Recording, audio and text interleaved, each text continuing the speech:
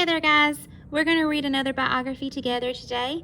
This biography is called A Picture Book of Rosa Parks, and it is by David A. Adler. Just a reminder, a biography is a non-fiction story, so it is a true story about a real person's life. Rosa Parks was born in Tuskegee, Alabama on February 4th, 1913. Her mother, Leona Edwards McCauley, was a schoolteacher. Rosa's father, James McCauley, was a carpenter and a house builder. Rosa was the great-granddaughter of slaves. Soon after Rosa was born, her family moved to Pine Level, Alabama. They lived on Rosa's grandparents' small farm where there were cows, chickens, fruit, and nut trees. In 1915, when Rosa was 2 years old, her brother Sylvester was born. Soon after that, their father left. He moved around to find work. While Rosa was growing up, she hardly saw him.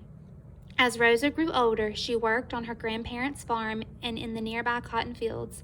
In the spring, she cleared weeds away. In the fall, she picked cotton.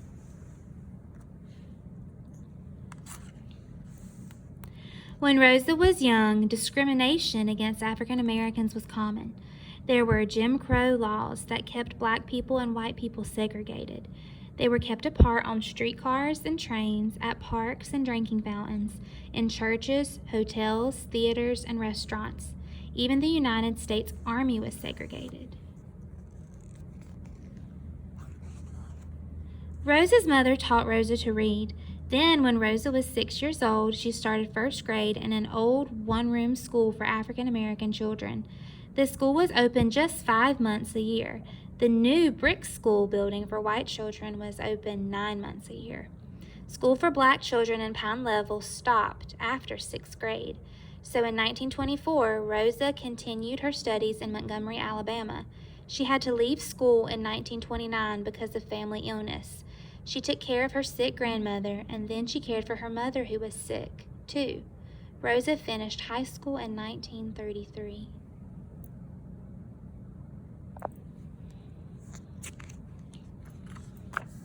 In 1931, Rosa met Raymond Parks, a barber and a man active in the struggle for the rights of African Americans.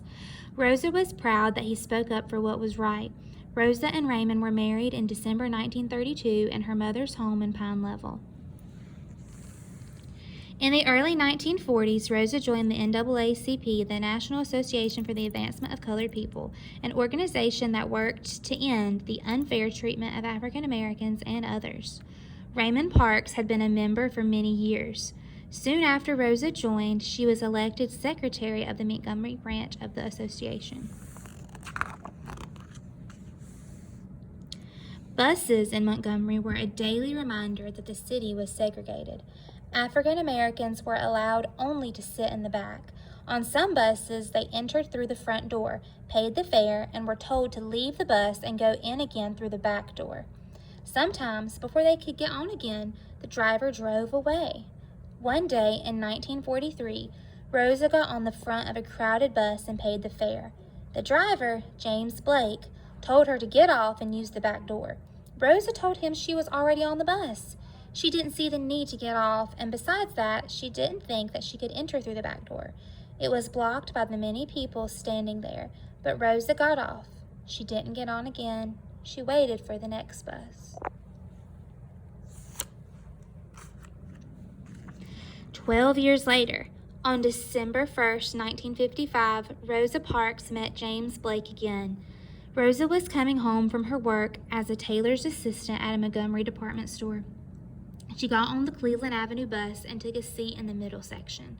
African Americans were allowed to sit in the back and in the middle section too, as long as no white passenger was left standing. At the next stop, some white passengers got on, and because the bus was crowded, moved to the middle section where Rosa was sitting. The driver told the 4 African American passengers in Rosa's row to get up. 3 of them did, but not Rosa Parks. She had paid the same fare as the white passengers. She knew it was the law in Montgomery that she give up her seat, but she also knew that the law was unfair. James Blake called the police, and Rosa was arrested.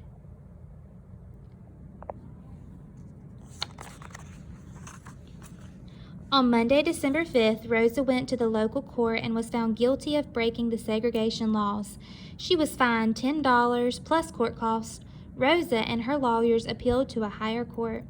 Beginning on December 5th, to protest the arrest of Rosa Parks, African Americans in Montgomery refused to ride on public buses. They found other ways to get to work. Many walked, some as far as 12 miles. The bus boycott was led by Dr. Martin Luther King Jr., the new minister at the Dexter Avenue Baptist Church. On Monday evening, December 5th, he spoke to a large crowd. He explained the reason for the boycott. "There comes a time," he said, "that people get tired. We are here this evening to say to those who have been mistreated us so long that we are tired. Tired of being segregated and humiliated. Tired of being kicked about by the brutal feet of oppression." The boycott lasted more than a year. During that time, almost no African Americans rode a public bus in Montgomery, Alabama. Rosa Parks, Dr. King, and many others were arrested. Homes of the boycott leaders were bombed. On November 13, 1956, the United States Supreme Court ruled that segregation on public buses was against the law. On December 21st, after the court order reached Montgomery, the boycott ended.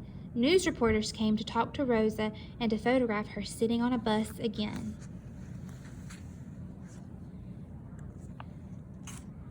For some people, the civil rights movement in the United States, the fight for the rights of all people to be treated as equals, began with the arrest of Rosa Parks. For many others, it began 1 year earlier. In May 1954, the Supreme Court had ruled that separate schools for blacks and whites were unequal and against the law. But while schools and buses in the United States could no longer be segregated, there was still much discrimination against African Americans. Rosa Parks went to many demonstrations and civil rights marches. Rosa Parks received threatening phone calls. Her family worried about her safety. In 1957, Rosa and Raymond Parks left Montgomery with Rosa's mother and moved to Detroit, Michigan, where Rosa's brother Sylvester lived. In 1965, Rosa began working in the Detroit office of John Conyers, a member of the United States House of Representatives. She did a lot of good work in that office, including helping poor people find homes. She retired in 1988. The late 1970s were difficult years for Rosa Parks. In 1977, after a long illness, her husband died. Her brother died a short while later, and in 1979, Rosa's mother died too. In 1987, Rosa founded the Rosa and Raymond Parks Institute for Self-Development to give young people hope and to help them complete their education. Rosa Parks has been called the mother of the civil rights movement. The movement brought many needed changes in the United States. It is now against the law for Americans to discriminate against people because of their race, color, religion, or nationality, at work or in restaurants, hotels, and other public places.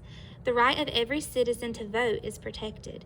Rosa Parks has received many honors, among them the Spingarn Medal, the Martin Luther King Jr.